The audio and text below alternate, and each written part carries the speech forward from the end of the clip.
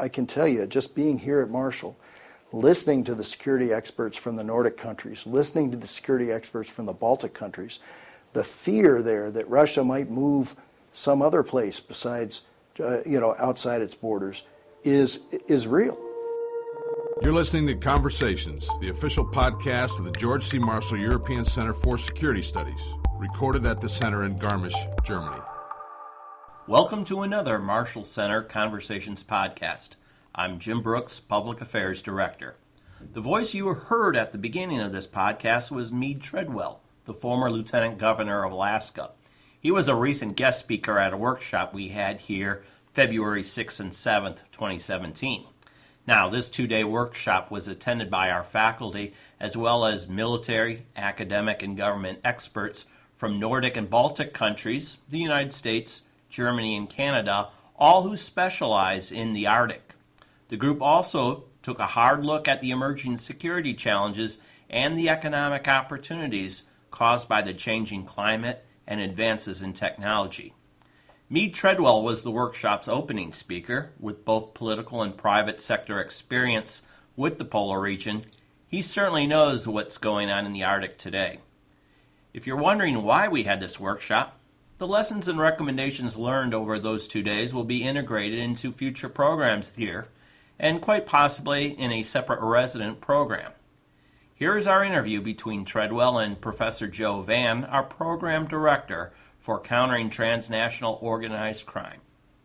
And I'd like to start with, when you look at your history of moving from Connecticut to Alaska, no one would realize that you're not Alaskan. It's almost as if you have Alaska in your DNA. But when you first arrived in Alaska, you happened upon the Exxon Valdez oil spill. Huge challenge on the recovery part of that effort. And one of the comments I read that you made was that it'll be generations before we know the true extent of the damage of the oil spill and impact on the ecology. When you talk about developing the Arctic and making opportunities for business, we always have to keep in balance the other side that wants to worry or focus on conservation. How do you, as a leader, put that into perspective for people? Sure. Well, thank you. I actually came up to Alaska in 1974, so it was a few years before Exxon Valdez, but I came up because I was on a family fishing trip. Our family didn't have wealth, but we loved to, just go out west to fish, and the year I got out of high school, the icing on the cake of those western trips was a trip to Alaska. I got to know Prince William Sound. Prince William Sound is this spectacular water body to the southeast of Anchorage, and includes Valdez and Cordova and Whittier, the three big communities in there. There's Tutitlik and Chiniga, which are two native communities. A million nooks and crannies that are fun to explore in a kayak or a small boat or even a large cruise ship. And when in 1989 Exxon Valdez hit the rocks, I had already helped establish some marine parks in Prince William Sound. I was working for a natural gas pipeline company, and actually the company we sold to was buying me out. So I left the company and went to volunteer at the, I was paid, but I took a job at Cordova, the city of Cordova, where most of the fishermen were put out of business. There's a guy named Bill Walker, who's now governor of Alaska, who was the lawyer for the city of Valdez. There was a group of us who said, okay, we know the world needs energy. We know that oil is going to ship by tanker. We know that this happened because of complacency, and we had to set up the right kind of rules, the right kind of organizations, the right kind of never forget type approach to make sure that it doesn't happen again. We've been very successful, but I went from working for that community, lobbying on behalf of a town full of angry fishermen with the Congress, to being named Deputy Commissioner of Environment in Alaska by Governor Hickel, writing the regulations on that and helping the federal government write their regulations. And then later on, I'll put it this way, I am very bullish on energy development. The Arctic is a great, secure source of energy, and we can do it properly. But I am bearish on oil spills, and I'm just very insistent that we continue to improve our capability as we move energy around the world. And so you're comfortable that there are technological solutions that will mitigate the environmental threats? I believe you have to work them. And, double hulls on tankers has made a big difference over time. The storm chokes have made a big difference. I think we unfortunately learned a whole lot. I was at the White House 4 days after the big Gulf spill. I was chair of the U.S. Arctic Research Commission. And so I think it's very important that we continue to press research and development. The other thing that we learned during Exxon Valdez is you want to have a good ecological baseline to understand what's there, because it helps you kind of repair the damage later on. But the most important thing I think I remembered with Exxon Valdez, and this has to do with a lot of different things, in security, in community policing, I know you have a law enforcement background, is the last time you want to meet somebody for the first time is 2 o'clock in the morning when your tanker has hit the rocks. We have worked to bring the shippers of oil through our communities in to get to know the mayors, the city council, the people that have that. And because if you don't establish trust before an incident, you're never going to get it. And that makes it a whole lot harder to clean up and a whole lot harder to get the kind of action that you need to get. Wow, a lot to think about there. Yeah. If we turn a little bit towards the Arctic, as far as a development opportunity on a wider scale, we have to keep in mind huge infrastructure requirements. And we see from a lot of interviews with the local people, the indigenous people, that they really want the infrastructure developed in the right way. Do you have any visions of how the infrastructure can be developed that is smart and doesn't degrade the ecology? Yeah. In fact, it's very interesting. Technology is making some of this a whole lot easier, a whole lot better. When I take a look at rural Alaska has 200 communities off the road system. That means they're also off the electric power grid. It means the only way to get to that town is probably through a small airstrip or water in the summer, maybe a snow machine or a dog sled, and people still do use dog sleds in the winter. And so you've got these communities, and people are there because historically it's been a community or it's a good place for subsistence hunting or fishing or that sort of thing. But believe it or not, of those 200 communities, still 35% of them or so don't have flush plumbing, flush water. So we are working with the Native Tribal Health Organization. I started that in the 90s, that relationship, so that we have much more, the basic infrastructure that people need running water. The health impacts of not having running water are extraordinary. Electric power. We have invested a huge amount in wind diesel and electric power in the Arctic, and I just saw a chart of similar challenges in Russia, Canada, northern Greenland, in Greenland, where right now people are hauling in diesel to at a very expensive rate. I mean, we're used to, in kind of the developed world, of paying maybe 7 to 14 cents a kilowatt hour for electric power. There in rural Alaska, think of the cost as being 50 or 60 cents, depending on what the oil price is. And so we've replaced a lot of that diesel fuel with wind power. And we're working to do it with some other things, including run-of-river generators and that sort of thing. And this is one place where cooperation in the Arctic, there's an Arctic Energy Summit happening again this spring, it can really help cross-pollinate. And what we've learned about microgrids is going to be helpful in Africa. It's going to be helpful in a lot of developing parts of the world that still don't have electric power.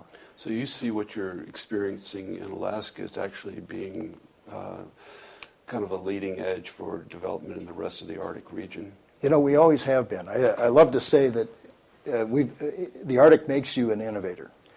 Sunglasses happened in the Arctic before they happened in any other place. The snow was too bright, so people developed these slit goggles. Trampolines had never been seen anyplace else before.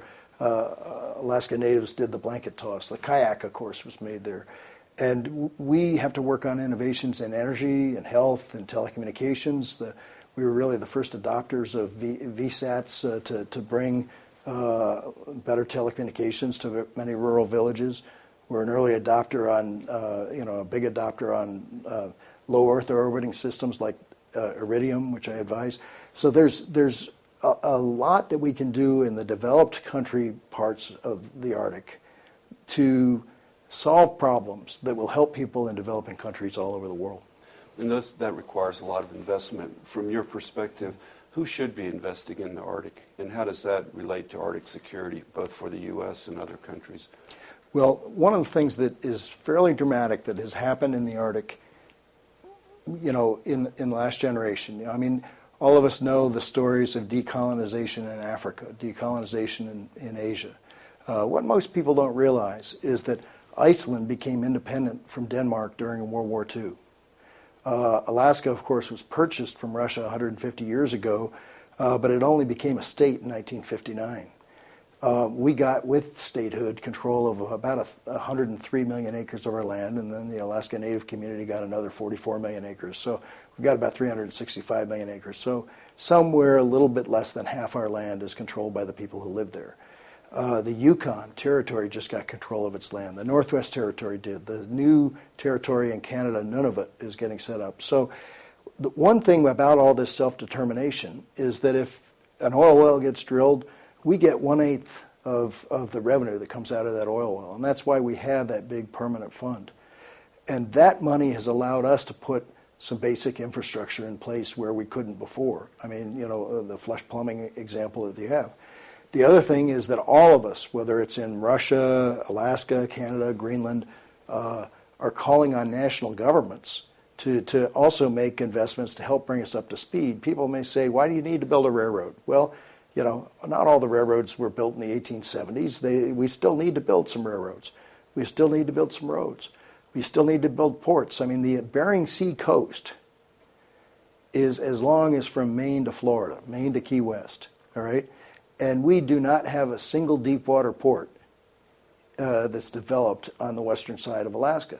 And as more and more shipping is about to go through the Arctic, I think that's a national responsibility as well as a local responsibility. And frankly, I'm helping to develop a public-private partnership between the state of Alaska, the Coast Guard, the Corps of Engineers, and Alaska Native Corporation to see some of these ports built. Wow. What about from a geopolitical perspective? You spent a lot of time in Russia, as we've been discussing in our Arctic security workshop. Yeah. There's concerns dealing with Russia. What are your concerns based on your personal interactions and work in Russia? And how do you see Russia in the context of Arctic security? Friend, foe, troublemaker, partner? What would be your thoughts on that? And how would you advise if you were invited to Congress to give your thoughts? Well, thanks for that question. If I go to my grave tomorrow, one of the things that I hope my kids remember Dad did is I was on that first flight at the end of the Cold War where we opened the border between Alaska and Russia. And I'll tell you, there were Alaska natives who had cousins that they hadn't seen for 30 years because communism had built this ice wall, so to speak, between us. And since that border opened in 1988, we've had at the University of Alaska more Russian students than any other university in the country there for a period of time. I know a lot of people who were born in Russia who live in Alaska, who have kids and families on both sides. And so the fact that we're close, it really is personally close. People don't understand, there's a joke about I can see Russia from my house. The fact is my house was in Russia 150 years ago. So personally, I think most people who think about the big geopolitics forget the fact that we are neighbors.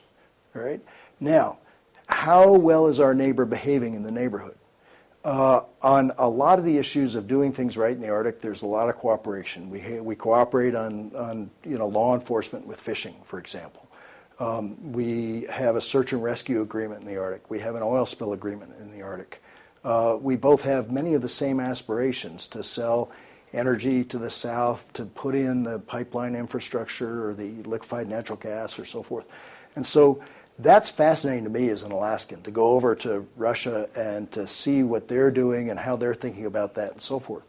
And then you get this huge problem with Russia as a bad actor in the world when it comes to Crimea, Georgia, Ukraine, that has just put a chilling effect back on construction, cooperation in the Arctic. We still have a very good relationship in the Arctic Council, but I can tell you, just being here at Marshall, listening to the security experts from the Nordic countries, listening to the security experts from the Baltic countries, the fear there that Russia might move some other place besides, outside its borders is real. And that has colored the whole discussion of what kind of cooperation we can have in the Arctic. So for me, here's what I think we have to do. I honestly think that we have to let Mr. Putin know that you just don't take other people's ground, and we have told him that with the sanctions and so forth, but we can't give up on that.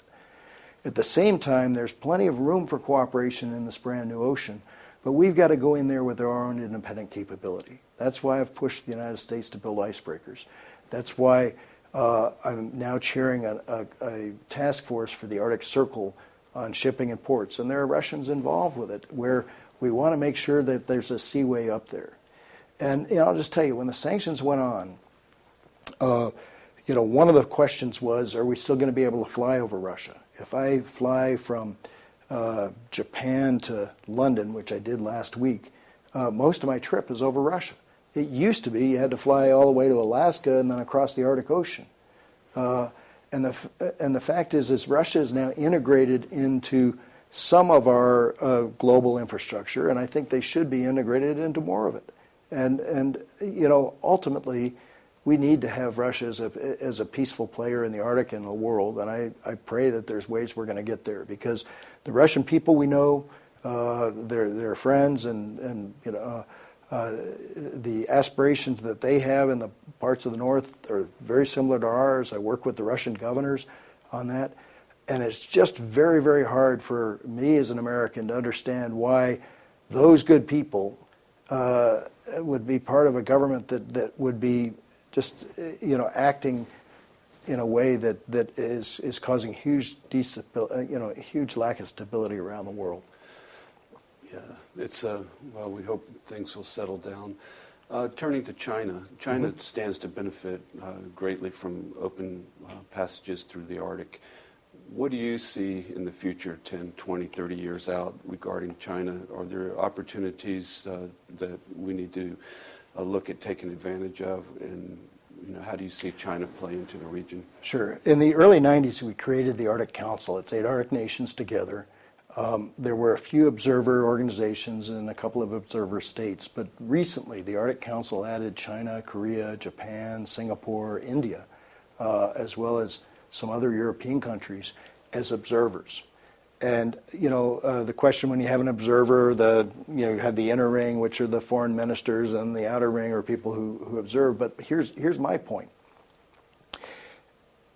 The Asian countries especially are our partners in the Arctic. If we're going to finance a pipeline or a port or a shipping system, it's going to be to the benefit of the Asian countries. When I go to get money for an icebreaker in Congress, I'm also arguing that we ought to have a tariff, because why should American taxpayers necessarily pay so China can sell goods to France? And we've got to have a commercial system that works with that to get the infrastructure. And so I'm very delighted that when Prime Minister Abe comes to the United States on the 10th, he said he wants to talk about investment in American infrastructure to help get jobs.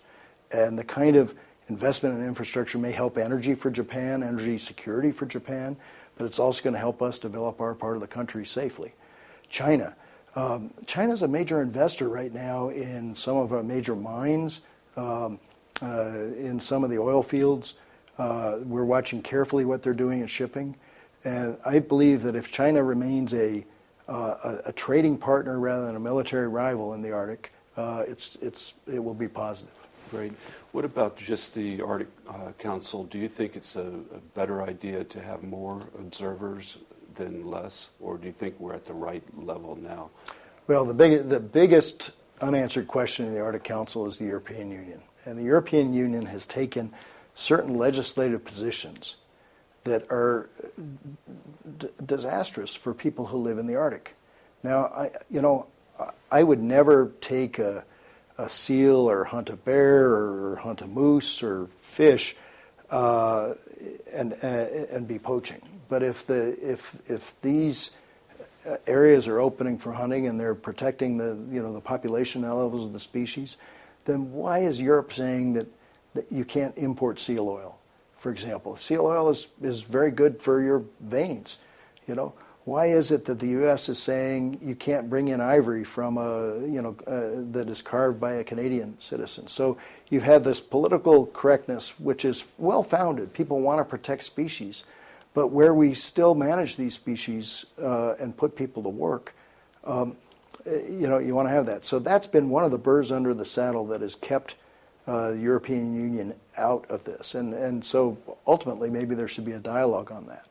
But all told, I think we've got a very good group of observers right now. And the one condition the Arctic Council made on getting these observers is you can't just be there because you want to be there. It's not like a bunch of nations set up these small science shops in Antarctica just in case Antarctica came down to being national claims. What these countries have come in is they've come in as investors in the Arctic. They've come in ways working with the indigenous groups. They've come in ways helping us improve education and infrastructure. And that's positive. And that rule is out there still. If you're, I'll take a country in South Africa. It probably doesn't have a whole lot of work to do in the Arctic, but if they decided they wanted to be an Arctic Council observer, there's a series of steps to take to make sure that you're working with Arctic people. And that's a good thing. Great. So overall, positive on the outlook of the Arctic? I am bullish about the Arctic. The PT Capital, where I work, is a private equity fund that's investing in Arctic countries. These Arctic countries, or the Arctic parts of these countries, are actually growing faster than the countries themselves. We've seen about a 6% growth rate, 5.8% over the last 15 years, whether oil prices have been high or low. And people ask, well, what are you investing in? And let me just tell you what we do in the Arctic. We help feed the world. We've got two of the most productive fisheries, the Barents Sea near Norway and Iceland, and the Bering Sea between Alaska and Russia.